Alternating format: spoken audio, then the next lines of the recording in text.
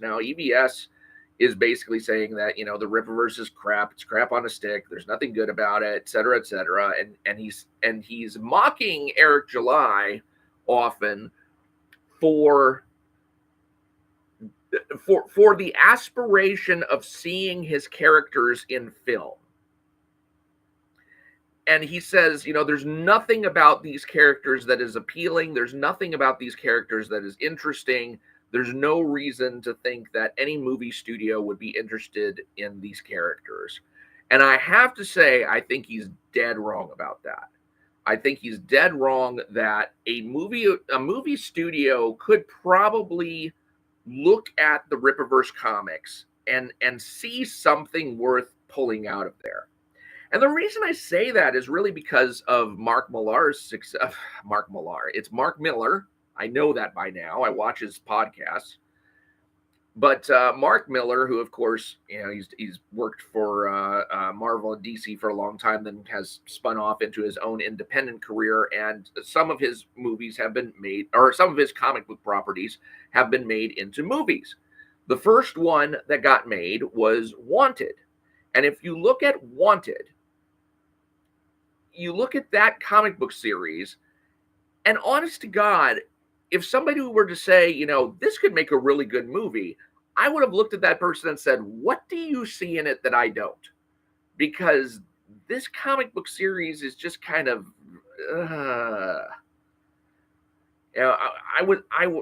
I didn't pick it up at the time. I picked it up later, I think, when the movie came out. And I read through it, and then I saw the movie, and I was really interested about the fact that the movie is not like the comic. They're both called Wanted. They both have the same kind of sort of basic premise.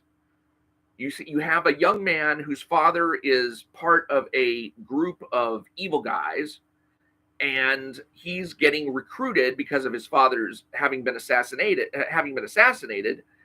He is getting recruited into this lifestyle of the villain, and then he's going around doing villainous things.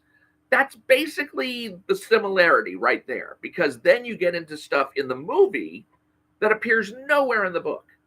Because in the movie, the villain group is a league of assassins, and they all take their orders from this computerized loom that basically creates punch cards of some sort that you have to interpret, and then it'll spell out the name of a victim. And so this computer that runs on wool or something is basically telling this league of assassins who to kill. Now, none of that is in the comic. That's nowhere. In the comic book, you've got superpowered villains, and this guy his dad happens to be one of those superpowered villains.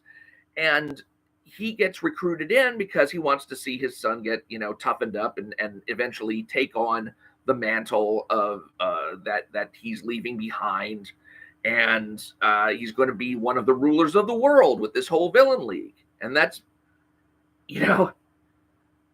when you get to the end of that series, especially when you get to the final panel of that series, you kind of look at that book and think, okay, what was that all for? What was that all about? I mean, this was just about a guy who basically, he was a schlub and he turned bad, and now he loves being bad, and that's it. It's not like there was a huge amount of intrigue or interest or anything like that. It's not like, I would not have looked at that series and thought to myself, yeah, I can do something with this. And yet, look what happened.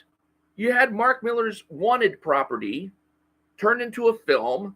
James McAvoy, Angelina Jolie, Morgan Freeman.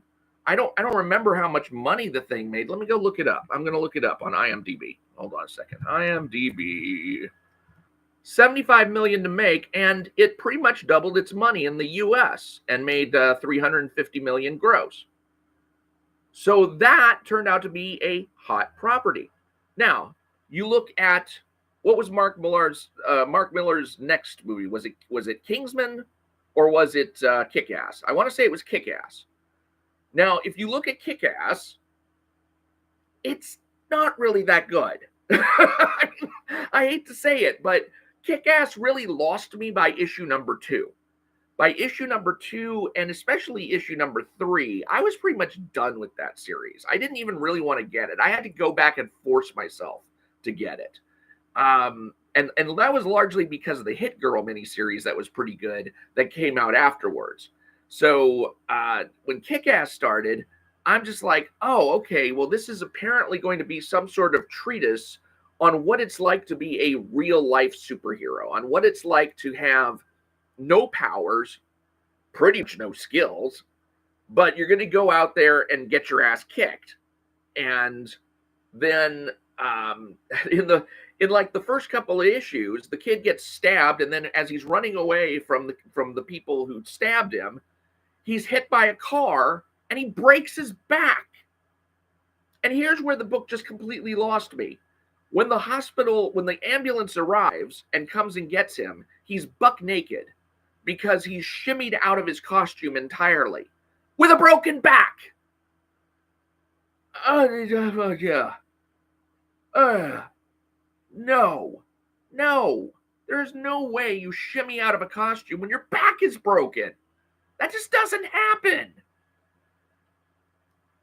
And so I finally just got to the point where I was like, I don't know what this comic is supposed to be commenting on anymore, because it has no relationship to the real world now.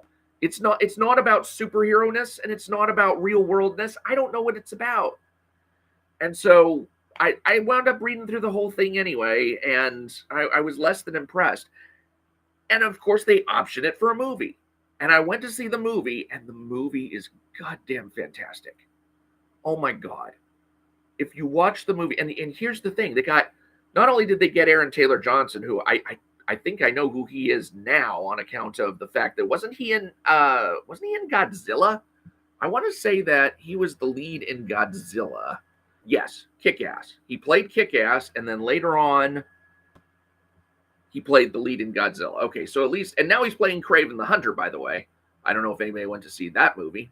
I mean, literally, I don't know if anybody went to see that movie, but I sure as hell didn't.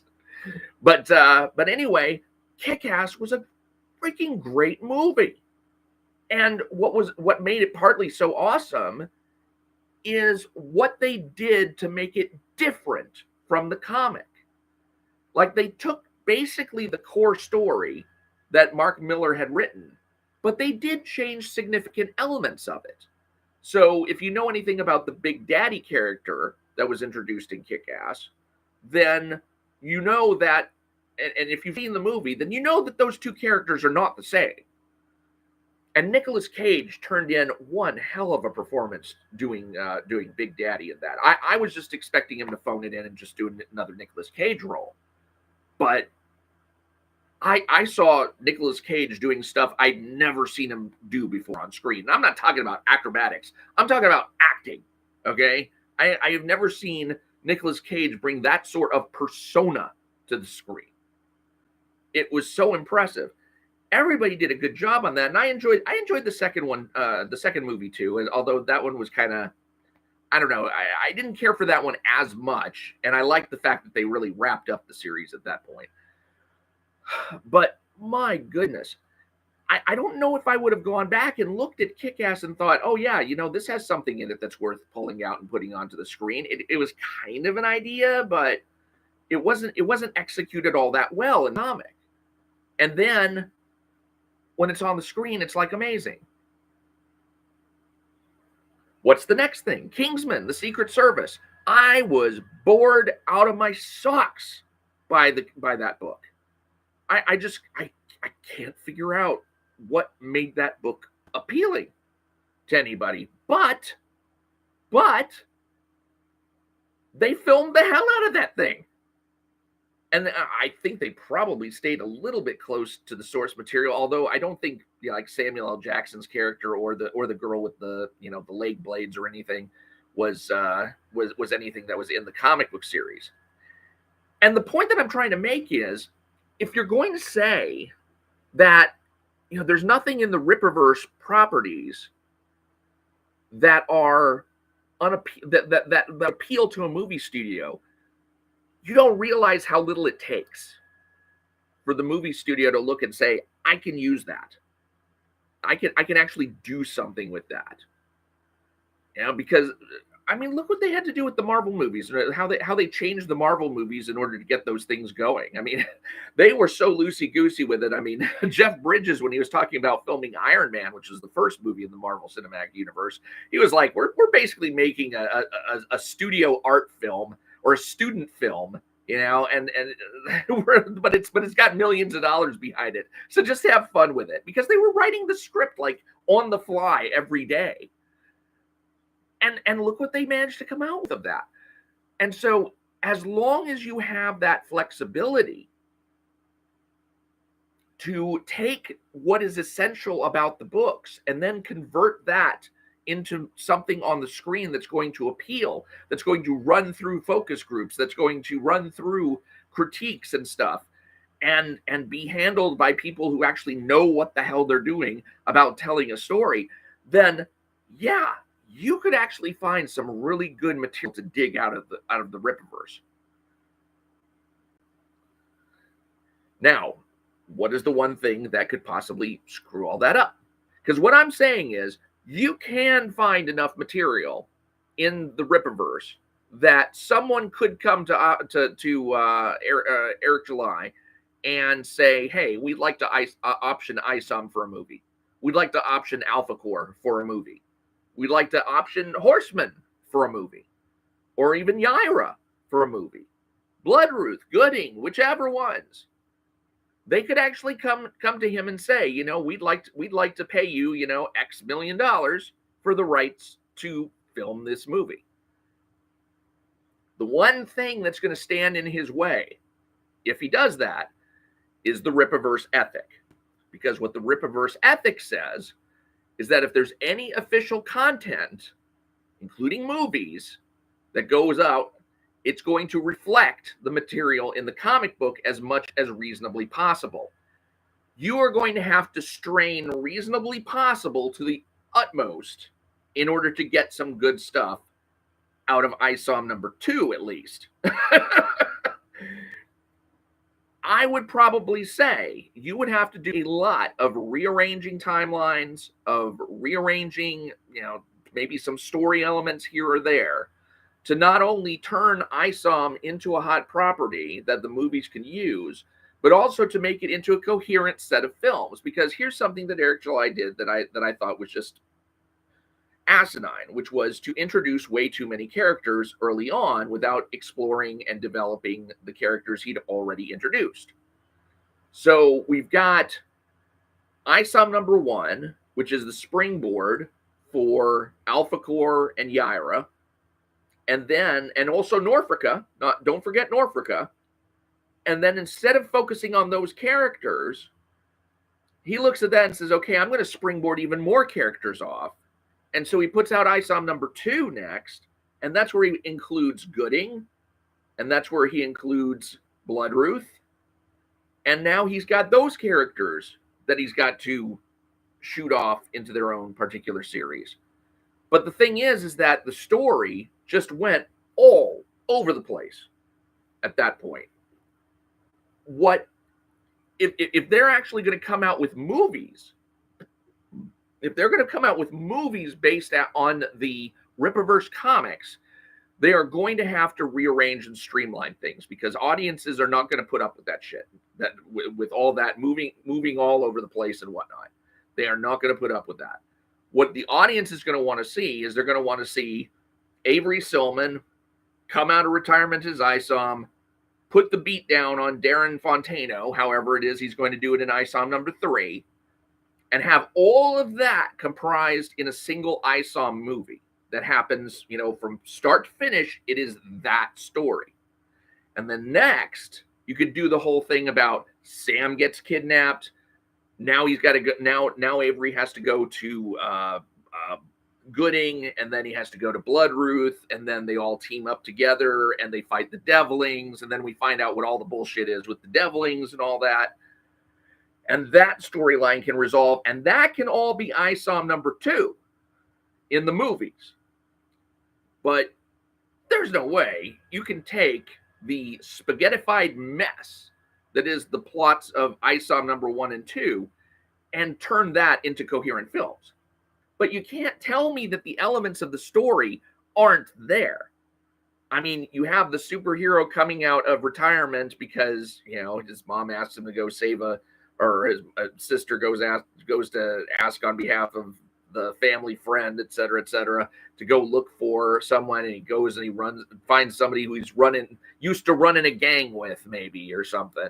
I mean, there's a lot of room to tweak the mythos, and this is stuff that Ethan Van Sciver has even said about ISOM number 1.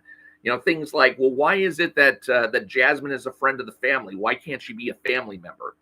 Why is it that and when he finds her, why isn't that she's not stolen away, as opposed to telling him to go away? And then there's things about why is it that the sister and the niece put in more substantial danger and all that kind of stuff. They can do all that in the film. They can do all that in the movies, if Eric July lets them. And that is the big thing, because now he's got to contend with his own ethic. And that could be a problem, because his books, by and large, are not good books. His books, by and large, suck. And the movie studios are going to want to do whatever they can to take as much suck as possible out of the Rippaverse before they put it on screen. And they would be absolutely justified in doing so. So if he allows them to do that to the extent that they will want to do that, yeah, the Rippaverse has the potential to become like some, like freaking seriously expensive properties. Because when you look at Alpha Core and when you look at Yaira,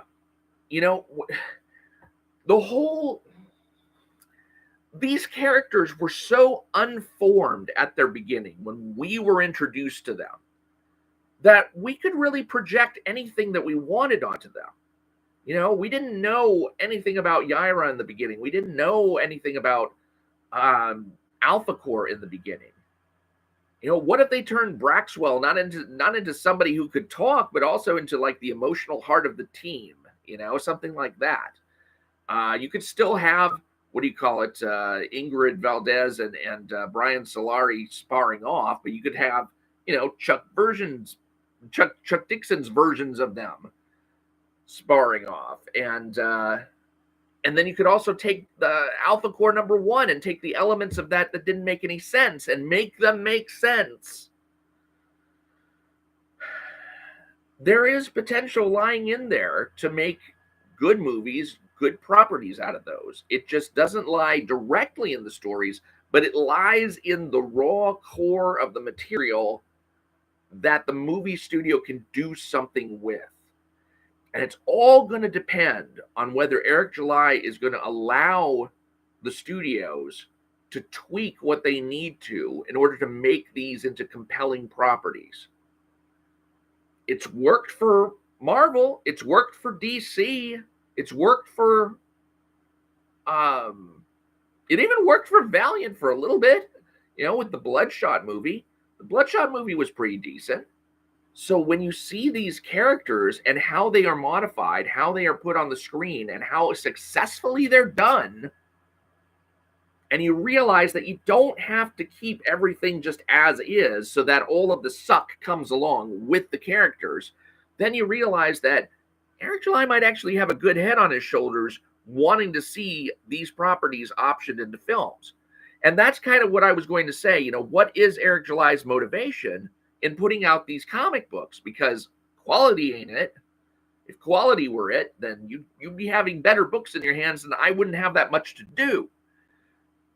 But if what he's looking for is for some movie studio to come along and say, I can use that, it doesn't have to be top quality. Because I'm just telling you, Mark Millar's stuff, it was not top quality. I mean, he's got he's got a lot. He's done a lot of quality work, but a lot of the stuff that he's done has a lot of name hype attached to it. And God, I don't know if I've really enjoyed stuff of his since he did the title Superior. Uh what a, yeah, Royston Bailey says, what a stupid rule to put in and constrain yourself. Exactly. And I know what it is that Eric July is protesting in putting together this Rippaverse ethic. What he wants to avoid is that if his work is ever optioned into movies and stuff, he wants people to be able to come back to the comics, to the source material. But honestly, I think that the less that he is actually writing stuff, the less that that's going to actually be important. Now, however, he is writing more stuff now. He's doing ISON #3. He's doing Norfolka. He's doing Salvage. He's doing Saoirse. So he's actually going to be writing more stuff. And maybe that's going to mean he invests more of his ego into those properties, such that if somebody comes along and says, I actually like what I see in this Saoirse character, we would like to option that, but we're going to change a few things. And he's like, oh, no, you can't change anything. Well, then, yeah, he's going to be cutting his balls off at that point, because you're going to have to allow the movie studios to have their way. If you don't, then what you're doing is you're cutting yourself off from making the best version of your character possible that could go on the screen. And that would be an insane thing to do, especially if they're going to offer you money hand over fist.